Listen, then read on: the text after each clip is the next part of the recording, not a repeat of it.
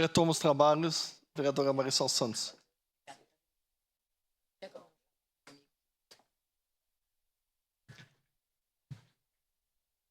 Muito bem, então, encerrada a discussão, em votação. Para declarar o voto. Para declarar voto, vereadora Estela Balardim. Muito obrigada. Vereadora Rose, parabéns por essa proposição. Eu acho que o Acácio, que o Centro Cultural, ele traz justamente isso. O literal da palavra é de utilidade pública.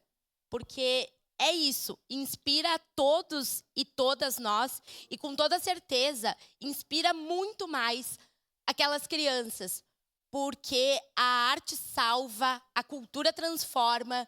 Então, aquelas crianças estarem ali, crianças e adolescentes estarem ali, é verem e enxergarem que o seu futuro vale a pena, que tem alguém olhando por elas, que tem alguém se preocupando por elas. E eu vou falar de novo, porque a gente está votando 2 projetos que se ligam muito às memórias e vivências que eu tenho da minha infância.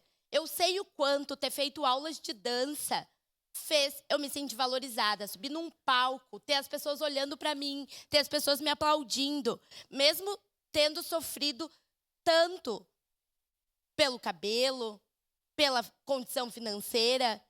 Então, a gente sabe que sim, salva, transforma, inspira e muda a vida dessas pessoas.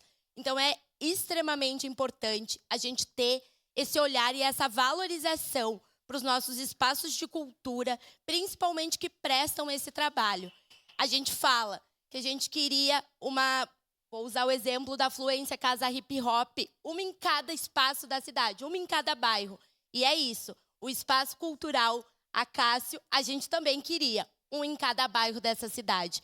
E é por isso que a gente vai lutar, para que daqui a alguns anos, mesmo não estando mais todos nós dentro dessa casa, a gente saiba que a gente ajudou a construir essa política de valorização da cultura como uma chave de transformação social. Muito obrigada.